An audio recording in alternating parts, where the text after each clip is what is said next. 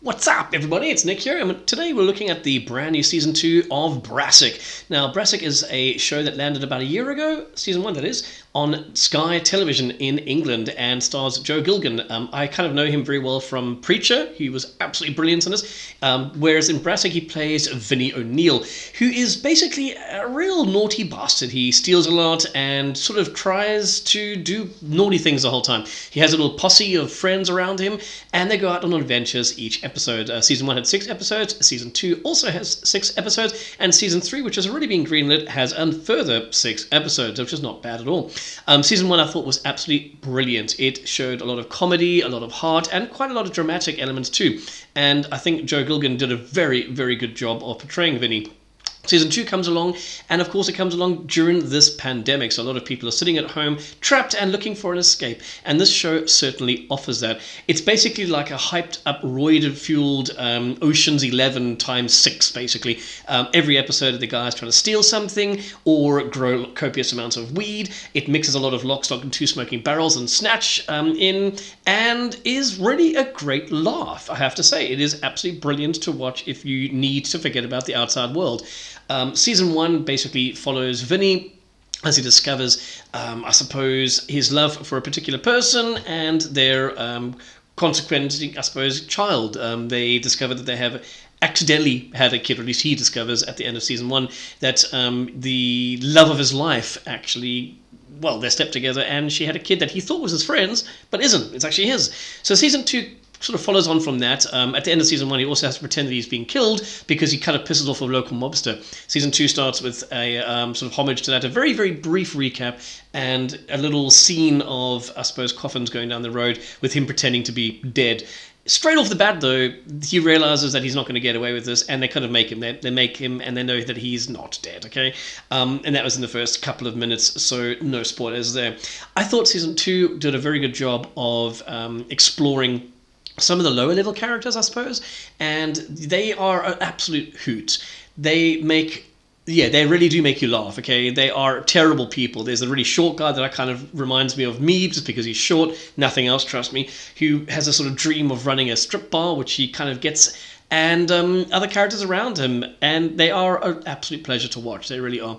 The problem with Season 2 I found was that there's a lot of, I'd say it's hit and miss. Each episode basically looks like it was designed as a standalone monster episode, so the consequences of what happens in each episode remain there. There's just a slight spoiler. It's not a massive giveaway, but in one of the episodes, for example, they have to get over to France because they want to go there and buy cheap booze, understandable, and for some strange reason a bag of E, which, what, they can't get in London? Come on, guys, really? Anyway, and in order to get over, they accidentally bring their grandmother, and she doesn't have a passport. And so they stuff her into like the base of a bed in a caravan, and they get over there. She spends hours, God, what must have been 4 or 5 hours in there. They get over there, and she's dead. And people sort of have a meltdown, and then the next episode, it's completely forgotten. I think one mention of it happens, and you're like, what? So the problem with Season 2 is that there's very little consequence for the shenanigans around the main character. So, Vinny has his thing happening with the sort of big boss gang lord out there.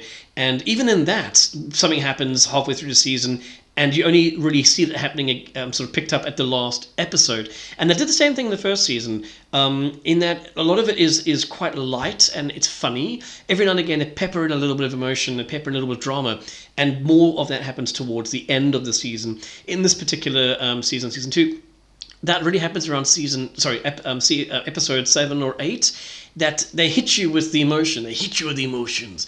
And it's like, well, where's this been throughout the entire show?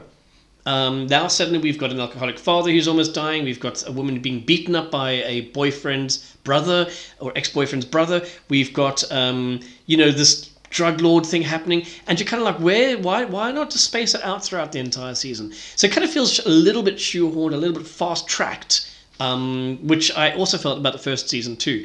It's great to have a lot of fun and stuff, but when each episode is a lot of fun, and it is a lot of fun, it's shenanigans, that they really, really do push the whole lock stock thing. They have flashbacks and stuff, and what, sort of imaginings what the person will be doing. There's a lot of drug things. They even use a line actually in Season 2, Dave, what was it?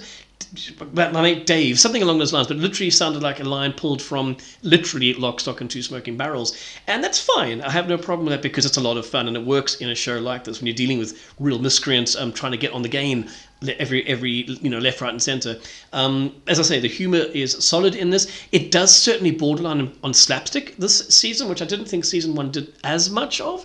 A lot of the scenes in this are ridiculous. There's one particular scene where a guy's wanking off in a restaurant bathroom, and for some reason his phone's in front of him. It's off, so it's not like he's looking at any sort of material to sort of get himself off, and he accidentally sprays it onto it, and you end up seeing it, and it's like he's rubbing his... It's like a lot of stuff like that's a little bit juvenile, and I had no problem with it. Usually I would have a problem with it, but I suppose maybe when I'm being locked down for 28 hours, Nick, really? That's how mad my mind is. Being locked down for 24 hours a day might make us want to sort of vent off in a sort of particularly, I don't know, juvenile manner. And this show is definitely juvenile in a lot of ways. As I said, they do pick up on a couple of sort of more deep adult things. And I felt that that Joe Gilgun didn't get as much to play with range in this. In season 1, he really is fighting with his crippling sort of... it's not actually crippling, but he does suffer from bipolar disorder.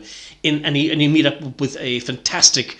sort of shrink, I suppose. I don't know if you want to call him a shrink or a psychologist or a doctor, because in this he seems to play all of those. And it's almost like, I don't know if you guys have seen Afterlife. Is it Afterlife? I think it's Afterlife, with Ricky Gervais. In that show, he also has a psychologist that he talks to who's obsessed with the pussy. And he's obsessed with sleeping with women. And very much so, this is the case in this show as well. Though the character in Brassic is certainly not as loathsome as the character in Afterlife. So yeah, this is a really great show. I would give this a 7 out of 10 compared to my, I think, 8 I gave last year's, so the first season. Just because, like I say, it seemed to be very much episodic. And obviously it's episodic because it's episodes. But I mean, each thing was like a little skit of doing this, and that happens, and then you forget about it. This and that happens, and then the last 3 episodes is a slight story arc that you can sort of grow and ground yourself around. That being said, even with one of the main things that happens in this, it's happening, but it doesn't seem to impact the way it should. If a major thing happens, you expect it to have ripples throughout the storyline. But like I say, in this, it's kind of like a pebble it ripples in a river and then sort of vanishes, and a little bit down the line it sort of pops up again. But still, nonetheless, absolutely brilliant. Do watch it if you need a good laugh, and it's on Sky. Catch you guys later.